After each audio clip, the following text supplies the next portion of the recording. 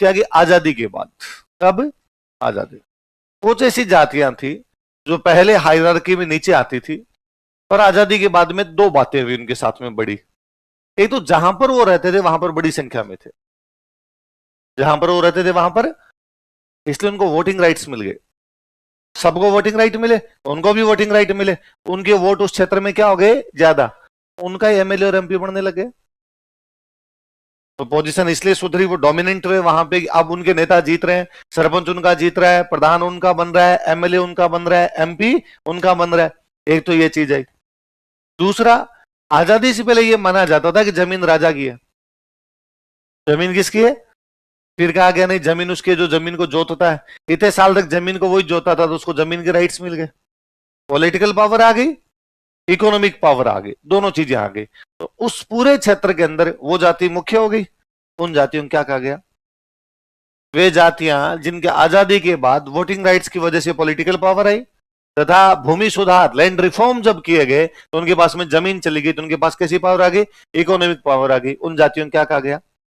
Simple मैं उदाहरण बताता हूं। महाराष्ट्र में मराठे, मराठा जिनको है ना, मराठा कहते हैं। या मैं और सिंपल कर दूं, आप समझ दो, यूपी बिहार में यादव की कृषि कौम थी। कृषि के हिसाब से तो उस तीसरे नंबर पर आनी चाहिए, पर आज तो आप उनके अलावा बात ही इधर से उधर नहीं घूम रही।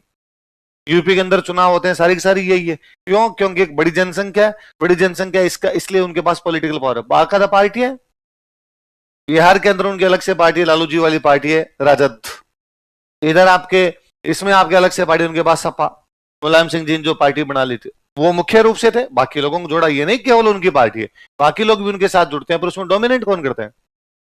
वो यादव करते हैं। तो वो ऐसा कैसे आंध्र प्रदेश में रेड्डी, आंध्र प्रदेश, ऐसे कैसे गुजरात में पटेल। तो ये सारी डोमिनेंट कास्ट हुई। कैसी कास्ट हुई? डोमिनेंट। आज आप गुजरात के सीएम बताइए, भूपेंद्र पटेल। कौन है? भूपेंद्र पटेल। जबकि आप उस हिसाब से देखोगे तो वो तो कृषक कौम है। कृषक कौम है, हायरार्की में कौन से नंबर पे जाना चाहिए? तीसरे पे। अब तो डोमिनेंट है, अब तो वही है वहां पे सब कुछ। तो वे जातियां जो किसी क्षेत्र विशेष में अधिक जनसंख्या थी, इसलिए उनके पास वोटिंग राइट्स आई, तो क्या आ गई? Political power. भूमि सुधार हुए तो उनके पास में क्या आ गई? क्या आ गई? तो वो वहां पे क्या कहलाई? प्रभु जातियां। क्या कहलाई? प्रभु। पर यह देखा गया कि प्रभु जातियां सारी गांव में, शहरों में नहीं है, क्योंकि कृषि वाला पूरा सिस्टम ही कहां पे था? गांव में। इसका मतलब देहाती इलाकों में डोमिनेट करते हैं। कहां डोमिनेट करते हैं? देहाती इलाकों में डोमिनेट। यह भी देखा गया कि वो कृषि वाली अर्थव्यवस्था में डोमिनेट कर रहे हैं, व्यापार और उद्योग वाले में नहीं है। ये ज्यादातर जो जातियां आई थी, क्योंकि उनके पास जमीनें आई। गांव के अंदर सबसे बड़ा आदमी वो जिसके पास जमीन है। किसी टाइम में जमीन राजा के पास थी, तो गांव में पावरफुल कौन था? राजा। अब जमीन उसके पास में आई, तो पावरफुल कौन हो गया? वो जिसके पास में जमीन आई है। तो वो कृषि वाली अर्थव्यवस्था में अभी तक, दूसरे व्यापार उद्योग की तरफ अभी तक भी वो प्रभु हुआ नहीं है। तीसरा ये देखा गया कि पूरे भारत की पॉलिटिक्स में स्थान नहीं है, रीजनल पॉलिटिक्स। जहां पर जिनकी संख्या ज्यादा, गुजरात में पटेल ज्यादा, तो गुजरात की पॉलिटिक्स में पटेलों का स्थान। यूपी बिहार में यादव ज्यादा, तो वहां की पॉलिटिक्स में यादवों का स्थान है। महाराष्ट्र में मराठा ज्यादा, तो वहां की पॉलिटिक्स में मराठों का स्थान है। आंध्रा में रेड्डी ज्यादा, तो वहां की पॉलिटिक्स में रेड्डी का स्थान है। तो वो देहाती इलाकों में डोमिनेट करते हैं, वो कृषि वाली अर्थव्यवस्था में डोमिनेट करते हैं, और क्षेत्रगत राजनीति में, कौन सी राजनीति में? क्षेत्रीय राजनीति डोमिनेट करते हैं। एक चीज और नोटिस की गई, किसी समय वो कृषक समुदाय था, खुद कृषि करते थे। आजादी के बाद उनके पास जब पॉलिटिकल पावर आई और जब जमीन आ गई, तो अब वो खेती नहीं करते, वो आगे खेती करवाते हैं। अब वो लैंड मैनेजमेंट तो करते हैं, लेकिन लैंड में डायरेक्ट काम करते हैं उसके अंदर नहीं है। काम करने के लिए दलित जातियों पर निर्भर है। किस पर निर्भर है? एक हायरार्की और नीचे और थी, तो जो शूद्र वाली थी, उन्होंने कहा अब आप हमारे अंडर में काम कीजिए। तो प्रभु जाति की 5 विशेषता है। वो किसी एक क्षेत्र में अधिक जनसंख्या रखते हैं, वोटिंग राइट्स मिलने की वजह से उनको पॉलिटिकल पावर, भाई जनसंख्या अधिक है तो पावर मिल जाएगी। भूमि सुधारों की वजह से उनके पास में जमीन है, लेकिन अब वो जमीन का स्वामित्व रखते हैं, ओनरशिप रखते हैं, उसका मैनेजमेंट करते हैं, उसका प्रबंधन करते हैं, लेकिन उसके अंदर भाग वो लेते नहीं। कृषि कार्यों में डायरेक्टली भाग लेते नहीं। तो कृषि कार्यों में भाग कौन लेता है? दलित। दलित जो जातियां, उन पर वो डिपेंड करते हैं। और वो बेसिकली कहां कहां पे हावी रहते हैं? कंट्री साइड, मतलब देहाती इलाकों में। एग्रीरियन सोसाइटी, मतलब आपके कृषि समाज के अंदर। और तीसरा आपके क्षेत्रगत राजनीति के अंदर। बात समझ में? हम तो भाई कास्ट फिर कहां से आएगा?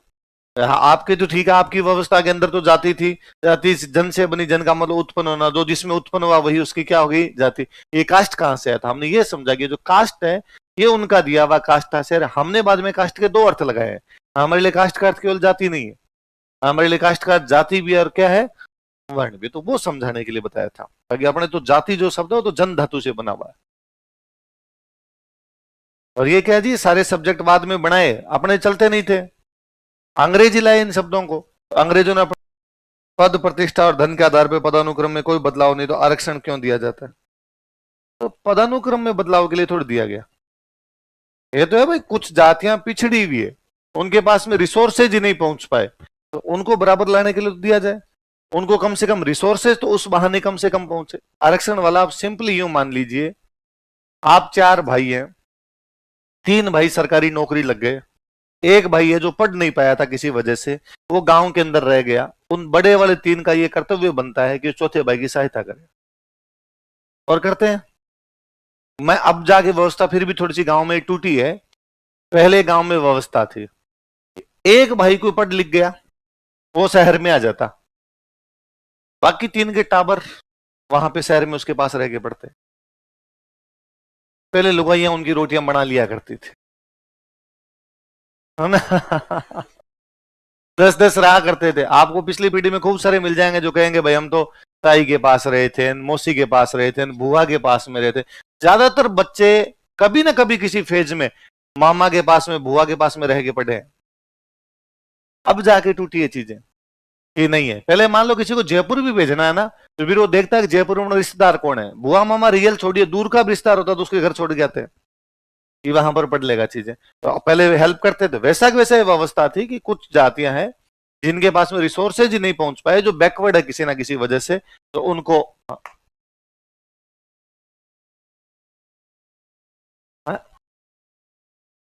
आरक्षण में मेरिट बेस।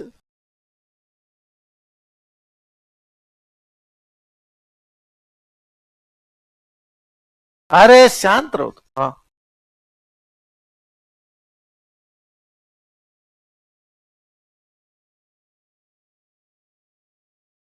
नहीं ये तो अब जब मेरिट, मान लो कोई एग्जाम और उसकी मेरिट 40% जाती है, जनरल वालों को तो खुद की 40 आ रहे हैं।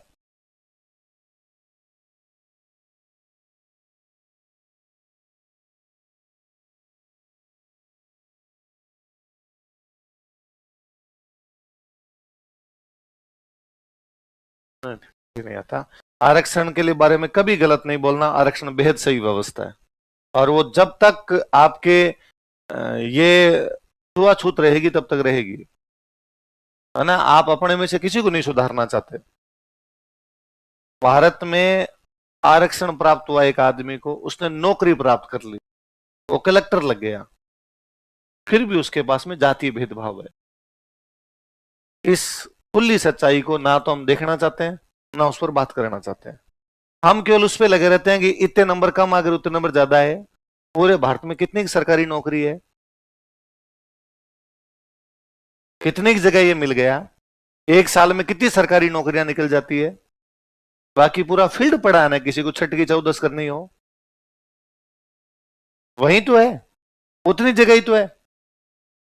पर हम क्या कई बार किसी चीज के पीछे पड़ते हैं और सब लोगों को लगता है बस यही खराब हो गया, बाकी तो हम भगवान जाने क्या ही कर जाते। तो वो सरकारी नौकरियों वाला फेज है, उसमें जरूरी था समाज के लिए। आप कैसे कर सकते हो, आपके किसी भाई को आप पीछे कैसे रख सकते हो? मैं बताता हूं, आज मैं यदि संपन्न हुआ, थोड़ा सा भी संपन्न हुआ, मेरा पहला कर्तव्य बनता है कि आसपास के लोगों को ऊपर उठाया जाए। कैसे नहीं बनता, और किया जाता है, तमाम लोग करते हैं। आसपास में जो भी होता है उनके साथ में, नहीं भाई ये अपना भाई है, अपना परिवार का लोग है, उनके लिए किया जाना चाहिए, करते हैं सारे के सारे लोग।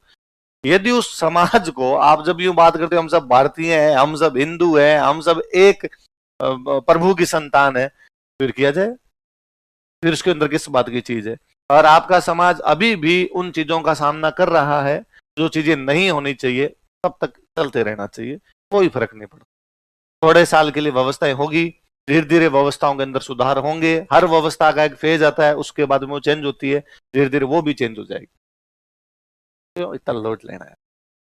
तो ये इन बातों, अरे ये पर्चियां मत भेजा करो। और क्या ये, क्या उसमें क्या लिखा था, जाति उपजाति और उप उपजाति को समझाओ। क्या समझाऊं, जाति में उपजाति होती है और उपजाति में उप उपजाति होती है। कौन है जो आप में से तीनों जानता है, बता दो कोई, जो जाति बताओ और उपजाति बताओ और उप उपजाति बताओ, कौन बताएगा? बताओ लो, खड़े हो जाओ लो। क्या जाति है? जाट जाति है। उसके अंदर कौन सी उपजाति है? मूंड, उसके अंदर मूंड है। उसके अंदर उप उपजाति खियाणी। लो बोलो, तीन बता दिए। जाट है, जाटों में मूंड है, मुंडों में खियाणी है। उसमें और कौन कौन से होते हैं? अलग अलग होते हैं, नक होते हैं अलग अलग। और कोई एक आधा और बता दो। हाँ, तुम क्या है, कास्ट क्या है? चारण कास्ट है। उसमें सब कास्ट क्या है? रत्नु है। उसके अंदर सब कास्ट क्या है? गरवा। गरवा, गर्व करने वाला गरवा। अरे सिंपल है, देखो मेरी सुन लो, ये कुछ ही नहीं है, ये बहुत बहुत सिंपल सी चीज है। ये मैं एक हिस्ट्री पढ़ी है ना आपने, राजाओं वाली हिस्ट्री पढ़ी ना, नाम तो सुने होंगे थोड़े बहुत, कभी कोई राजाओं के नाम सुने? जैसे एक मारवाड़ में वंश था। कौन सा वंश है? राठौर। उसकी जाति, उसके अंदर उसकी सबकास्ट। उसके अंदर जोधपुर में एक राजा बना, उसके वंशजों ने काम उसके वंशज। इवन इसमें और आगे कोई इसका एक बेटा हुआ, कोई मान लो रायमल इस पीढ़ी में, उस वालों ने कहा हम तो। अब इसका सिंपल मतलब है, ये जाति थी उसकी, ये उस जाति के अंदर एक ग्रुप था, उस ग्रुप के अंदर वो किसकी संतान है, उसके अंदर वो किसकी संतान है, ये हम केवल उन पूर्वजों के खियाने बता रहे हो। कोई ना कोई एक इस व्यक्ति का नाम रहा होगा, उस वाले अलग हो गए, वो परिवार अलग हो गया। मतलब ना गांव में नॉर्मली आपकी जाति के आपके आपके परदादा जी 4 भाई थे, गांव में चारों के घर अलग अलग है, फिर भी एक किसी परिवार को लोग अलग नाम से जानने लग जाते हैं। कोई एक सरपंच बन गया, सरपंच साहब वाला परिवार है, सरपंच साहब वाला परिवार है, अलग हो गए ना। वैसे वैसे पहले उन लोगों के नाम से बन गई। कोई एक पूर्वज जिसने महान काम किया हो, कोई एक पूर्वज जो एक जगह से माइग्रेट होकर दूसरी जगह चला गया हो, तो फिर उन लोगों ने कहा भाई हम तो फलान जी के, फलान जी के, तो उससे बन, यही है, इसी आधार पर बन जाती है। जाति है, जाति के अंदर उपजाति, उपजाति में उप। अरे अपने तो इससे नीचे और है, ये तो मैंने 3 ही बताए, 4 तो इसमें आ गए थे पिछले वाले उदाहरण में, है ना। इससे नीचे और होते हैं। सिंपल है, वो परिवार आगे फिर बाइफरकेट होगा। मैंने लास्ट में लिखा है रायमल के जो वंशज वो क्या कहलवाए, रैम। अब हो सकता है वो जो रायमलोत वाला परिवार चल रहा था, उसके अंदर आगे चल के कोई जयमल और हुआ, वो कोई तकड़ा हुआ, उन्होंने कहा बाकी वाले रायमलोतों से कोई लेना देना नहीं है, हम जयमलोत है। इन वाले थे शक्तिशाली नहीं थे, हम शक्तिशाली थे। उनमें फिर कोई एक, कोई मान लो और शक्तिशाली हुआ, और एक किसी का नाम और का जेतमाल है किसी का, तो उन्होंने कहा ये बाकी वाले जयमलोत नहीं रहे, हम अलग है, तो 10-10 कर लो बोले। क्या उप जाती है, उप उप उप उप उप उप उप उप, जितना लेके जाना उतना लेके जाना। तो इसके अंदर तो अपने कुछ था ही नहीं है, अपने तक आते आते ये चीजें अपने को याद नहीं है। पहले वाले जो दादाजी वाली पीढ़ी थी उनको चीजें आती। मैं 5वीं तक पढ़ता था तो मेरे को मेरी 26 पीढ़ियां याद थी, मेरे से लेके ऊपर 26। मैं, पापा, दादाजी, परदादाजी, सरदादाजी, सरदादा दादाजी, खड़ खड़ खड़ खड़ खड़ ऊपर। अब याद नहीं, अभी भी है मेरे को 14-15 तक मैं अभी भी चला जाता हूँ, बीच में एक आधा व्यवधान आए, पर 26 तक भी पहुंच जाता हूँ मैं, एग्जैक्टली वहीं तक ही पहुंच जाता हूँ मैं। तो मैं एक बार बीच में 2010-11 में जब मैं तैयारी करने लग गया था, मैं एक बार दादाजी के पास बैठा, तो मैंने उनको कहा, एक मैंने बीच में कोई एक मेरे मिस हो रही थी, 14वीं-15वीं को इधर उधर जा रही थी, तो मैंने पूछा कि वो 14वीं पर अपने फलान जी थे, वो फिर वहां से वहां चले गए, और उसके बाद जो हुई थी उनका क्या नाम था? तो उन्होंने बड़ी आंखें निकालते हुए कहा, अरे तेरे को याद ही नहीं, मैंने तेरे को याद करवाई थी, 26 की 26 याद करवाई, तेरे को याद कैसे नहीं? हालांकि मैंने उनको कहा कि सॉरी नहीं याद रही, पर मैंने मन ही मन सोचा कि पहले मैं केवल खुद की 26 याद करता था, आजकल तो मैं गोहिलों की भी मैं ही रखता हूं, है ना। चौहानों की भी मैं ही रखता हूं, वो गवर्नर जनरल और याद करने पड़ते हैं, चोलों की भी याद है मेरे को, चालुक्य और पल्लवों की भी याद कर रखी है। अब दिमाग में चीजें ज्यादा है, उस पीढ़ी के लोगों के दिमाग में तो चीजें थी नहीं, उनकी एक बेसिक बेसिक चीजें थी, उतनी उनको पढ़नी पड़ती। इवन आप क्या मानोगे, दादाजी की पीढ़ी के तमाम लोगों को यह तक पता है कि हमारे गांव की किस परिवार की किस बेटी की शादी कौन से गांव में कौन से परिवार में हो रखी। आपकी जाति नहीं, आपका परिवार नहीं, हर जाति। मतलब आप, मैं अभी भी जैसे मैं बीकानेर पढ़ने के लिए आया जब, या आज जयपुर पढ़ने के लिए आ गया, दादाजी कई बार मेरे पास यहाँ आए हुए रहते हैं, कभी मैं बीकानेर था तो बीकानेर घर पे आए हुए, और मेरा कोई लोकल बीकानेर का दोस्त आ जाता, मैं इंट्रोडक्शन करवाता हूं उनको, ये मेरा दोस्त है, फलाने गांव का है, इसके पापा का नाम ये है, ये है। वो फटाफट, अब वो दोस्त किसी भी जाति का हो, किसी भी धर्म को फॉलो कर, उस गांव में तुम्हारे फलाना जी की भाई देड़ी है, वो नहीं जान रहा होता।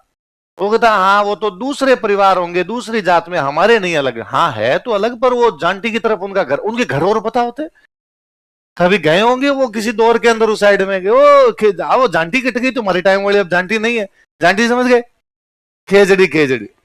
तो उन लोगों का जीवन यही था कि किस में क्या है, किस में क्या है, किस में क्या बताया जाए। और फिर जोली एल भी मूवी नहीं देखी है क्या? जोली एल भी नहीं देखी यार? अरे यार जोली एल भी तो पक्की देखना। तो उसमें एक आतंकवादी होता है कश्मीर का, और वो सन्यासी बन जाता है। वो तो रील्स चलती रहती है, आप रील्स पे देख लोगे। अक्षय कुमार वकील है, उसका वो इंटरोगेशन करता है कोर्ट रूम के अंदर, तो वो कहता है कि भाई मैं, उसका नाम को मकबूल भट्टक ऐसा नाम है, और वो कहता ना मैं तो अब तो ब्राह्मण हूँ, तिलक विलक निकाल हुए, तो आप ब्राह्मण हो तो बताइए आप कौन से ब्राह्मण हो? फिर वो कहता है अग्निहोत्री, अग्निहोत्री में कौन से, वो फिर कोई आगे बताता है उसमें कौन से, फिर वो बताता है इसमें कौन से, हो गया या अल्लाह आगे भी होता है क्या? आगे भी इनके पता नहीं कहां कहां तक जाएंगे भाई साहब। ये सिंपल सी थियरी है जी। तो बहुत सिंपल, हमेशा एक उदाहरण बताता हूँ, और मैं मेरे आसपास वालों को कहता ही रहता हूँ कि गांव में एक पीढ़ी पहले तक ये था कि हेयर कट, है ना, कोई गांव के एक व्यक्ति है, नई जाति की व्यक्ति है, वो हेयर कट करके जाएंगे, और साल में जब बाजरा निकालते तब उनको बाजरा दिया कर, उनको डेली के वो रुपए नहीं मिलते, वो जब भी आवश्यकता पड़ती तब कि हाँ भाई हेयर कट करनी है, और सब घर वालों के एक साथ ही करकुरा जाते, इतना भी नहीं था, सब टावरों को लाइन में बिठाया, खच खच खच खच, है ना। वो कई बार तो वो बकरी के बाल काटने वाली कैंची होती थी, गर्मी में तो सब टावरों के रोड ऐसी चमका के जाया करते थे, और उनको उसके एक्स्ट्रा रुपए नहीं मिलते।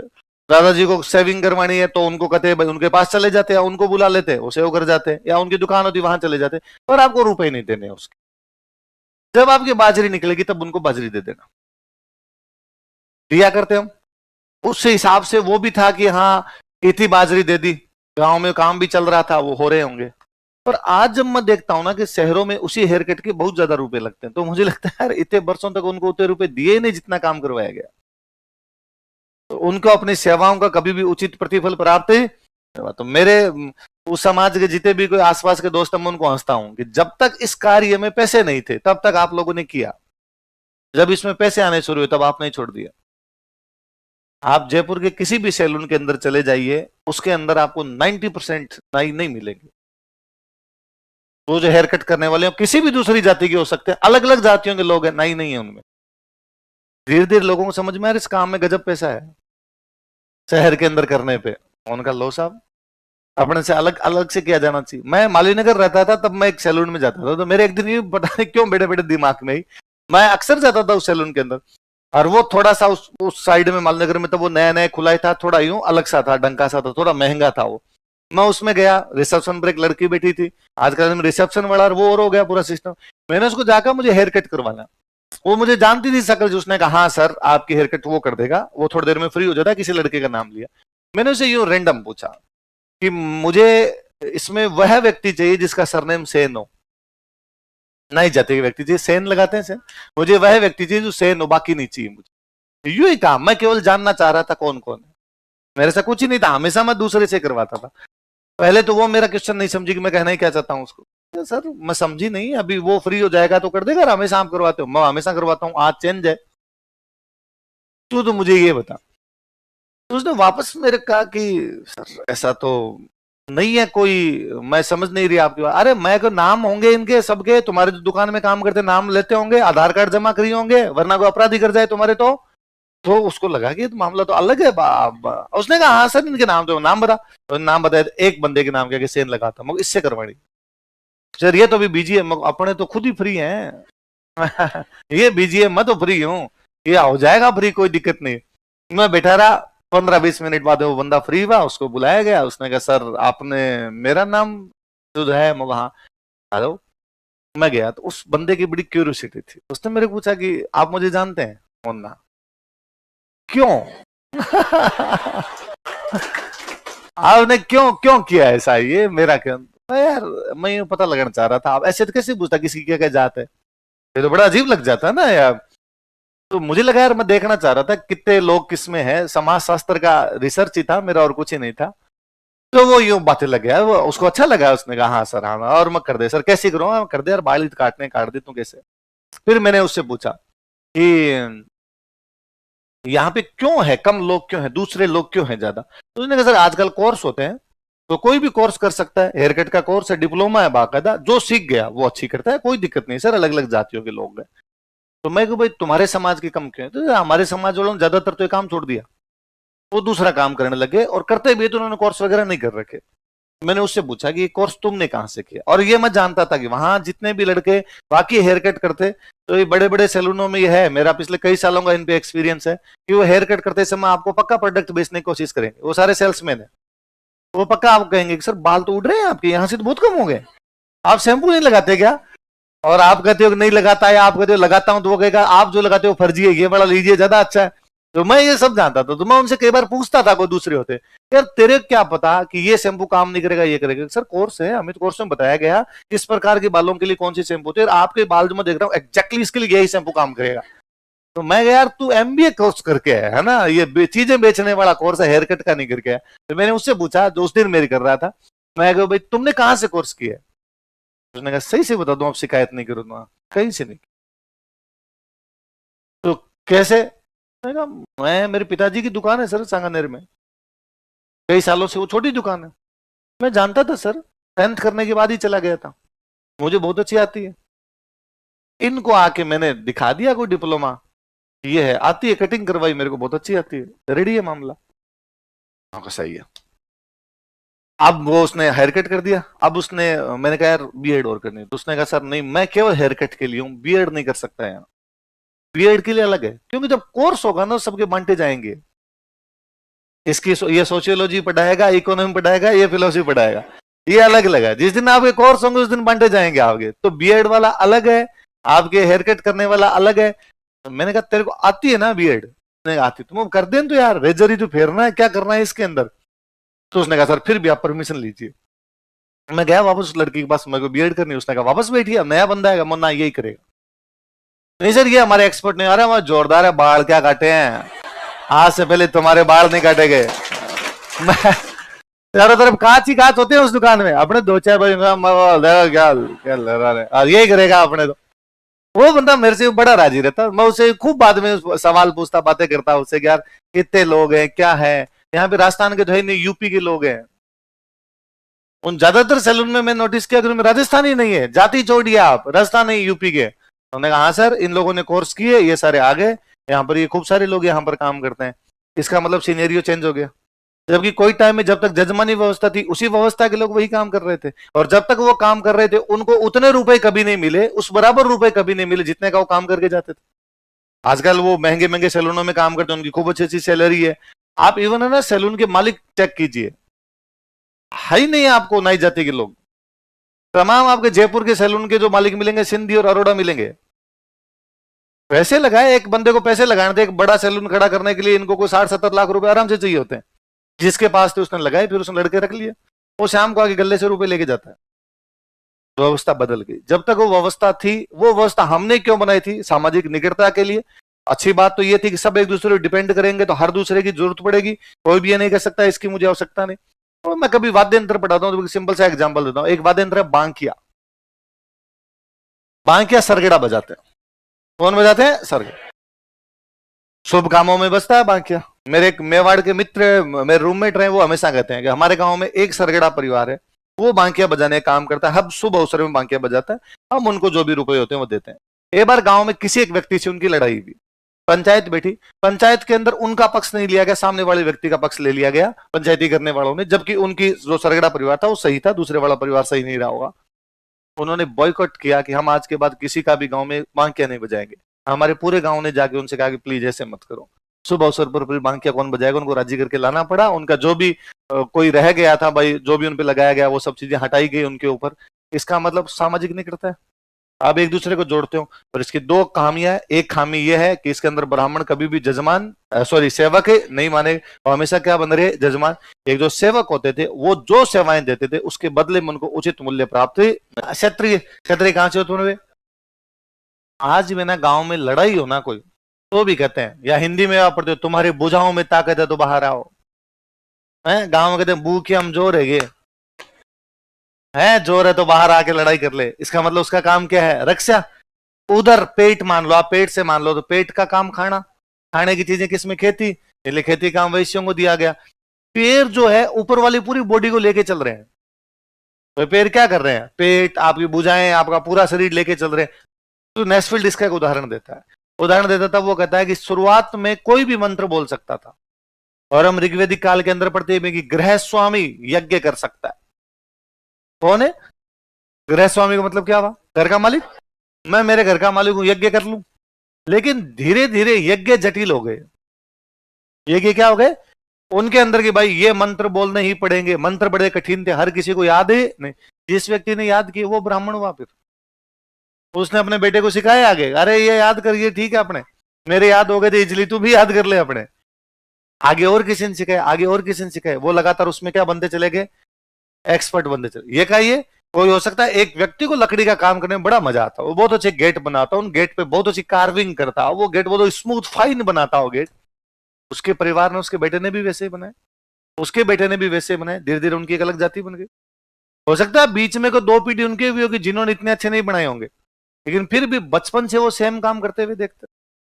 हो सकता है एक कोई व्यक्ति योद्धा रहा होगा तो वो सुबह शाम तलवार अपनी प्रैक्टिस करता होगा, उसकी औलाद ने भी वही चीजें सीख ली। तो व्यवसाय के आधार पर जातियां बनी, ऐसा कौन कहता है? नेस्फील्ड। कौन कहता है? आप देखोगे मोटे तौर पे, मैं बड़ा सा बताता हूं आपको। अपर कास्ट अभी तक भी विडो मैरिज नहीं करता भारत में। ब्राह्मणों में, क्षत्रियों में विधवा विवाह नहीं मिलेंगे आपको बड़े तौर पे, क्योंकि बाकी सब में मिलेंगे आपको, बहुत कॉमन मिलेगा ये होते हैं विधवा। इवन आपको गांव के अंदर ये तक मिल जाएंगे कि गांव के अंदर, ट्राइब्स के अंदर एक महिला अपने पति को छोड़ के दूसरे के साथ रह सकती है। नाता अपर कास्ट में नहीं मिलेंगे आपको। उनके अंदर महिलाओं से संबंधित नियम ज्यादा कठोर मिलेंगे कि महिलाएं ये भी नहीं कर सकती, ये भी नहीं कर सकती, ये भी नहीं कर सकती, ये भी नहीं कर सकती। पर्दा पर्दा जितना आपको अपर कास्ट में मिलेगा उतना बाकी में नहीं मिलेगा। आज चेंज है, आज नियम आप खूब प्रकार चेंज मानते हो। आज तो आप कहोगे सर सब बराबर है, शहर के अंदर कोई नहीं करता, जाति का भी ध्यान नहीं है, सब चीजें हो गई। पर फिर भी आप गांव की व्यवस्था देखो, क्योंकि जाति व्यवस्था अभी तक भी गांव में दिखाई देती है। वहां पर आप देखोगे तो आप देखोगे, आप और नोटिस करोगे, अपर कास्ट में अभी भी महिलाएं बाहर काम करने के लिए नहीं जा रही। नौकरियों को छोड़ दीजिए, सरकारी नौकरियां आ गई उनको छोड़ दीजिए, जब तक खेत वाले काम थे अपर कास्ट की महिलाएं नहीं कर रही थी। बाकी जो थे परिवार थे उनके अंदर गांव के अंदर देखने को मिल रहा था है। तो इसका मतलब कल्चर तो साफ साफ अलग दिखाई देती। आगे ठीक उसी टाइम जब विडो रीमैरिज एक्ट आया, उस टाइम भारत में संस्कृतिकरण वाली लहर भी है, लोअर कास्ट अपर कास्ट को अपना रही है। कानून से पहले कम से कम लोअर कास्ट तो कर रही थी, कानून के बाद तो लोअर कास्ट ने भी बंद की। विडो रीमैरिज एक्ट आने के बाद भारत में विधवाओं की शादियां और कम हो गई, क्योंकि समाज एक दूसरे बदलाव से और गुजर रहा था, और उस बदलाव के अंदर उधर था कि नहीं यार ये उच्च क्यों माने जाते हैं? ये इसलिए उच्च माने जाते हैं कि इनमें देखोगे, इनमें रहने का तरीका अलग है, इनके खाने पीने का तरीका अलग है, इनके त्योहार मनाने का तरीका अलग है, इनके महिलाओं के तरीका अलग है, इनके शादी ब्याह के तरीका अलग है। यदि हम भी इनको फॉलो कर ले तो हालात सुधर सकती। हाँ तो फिर करो, तो महिलाएं घूंघट निकालो, महिलाएं फिर नहीं नाता नहीं कर सकती, महिलाओं की विडो होने के बाद में उनकी शादी नहीं की जा सकती है, वो घर के बाहर नहीं जा सकती है, वो कोई खेतों वगैरह में काम नहीं कर सकती है। चीजें चेंज हो गई। तो आपको आज भी मोटे तौर पे यूं दिखेगा सीधा सीधा की चेंज है। धीरे धीरे तो 21वीं शताब्दी में तो बहुत सारी चीजें बदल गई, तो आपको वैसे सीधा सीधा नहीं दिखता, पर थोड़ा सा गांव में फिर भी आपको दिखेगा ना यार कुछ ना कुछ तो चीजें चेंज है, इधर चीजें अलग है, इधर चीजें आपको अलग प्रकार की मिल रही। तो यही थी और क्या।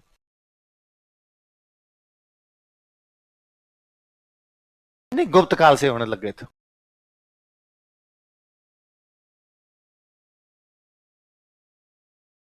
थी उनके अंदर भी इतना, मतलब आप पर्दे पर्दे मतलब यूं क्यों माना हुआ आज की तरह एकदम पूरा घूंघट खींच के जाए, ऐसा नहीं, पर पुरुषों के बीच में नहीं आ सकती।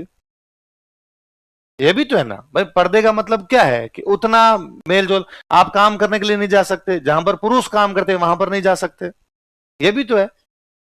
तो पर्दे का मतलब क्या समझा जाए? पर्दे का मतलब ये थोड़ी है कि चारों तरफ घूंघटा खींच के बैठी रहे। पुरुषों के साथ नहीं काम कर सकती, नहीं था। पुरुषों के साथ काम करने वाला बहुत सारी चीजों के अंदर देखने को मिलता था। हम यूं एग्जाम्पल बाकायदा गुप्त काल जब पढ़ते तब है कि शकुंतला दुष्यंत से मिलने के लिए गए तब उसने अवगुंठन कर रखा था। वो एक व्यक्ति से मिलने जा रही है तभी उसके पर्दा है। तो संस्कृत साहित्य में उस प्रकार की चीजें मिलती है आपको। हाँ, हम बहुत पीछे जाते तब हम ये भी कहते हैं कि महिलाएं हमारे सभा में भी भाग लेती थी, महिलाएं समितियों में भी भाग लेती थी, महिलाएं पढ़ा भी करती थी। पर धीरे धीरे धीरे धीरे व्यवस्था में बदलाव हुए होंगे, उसके बाद आए होंगे। आर्यों ने आते ही नहीं किया होगा, धीरे धीरे उन्होंने इस प्रकार की चीजें की होगी।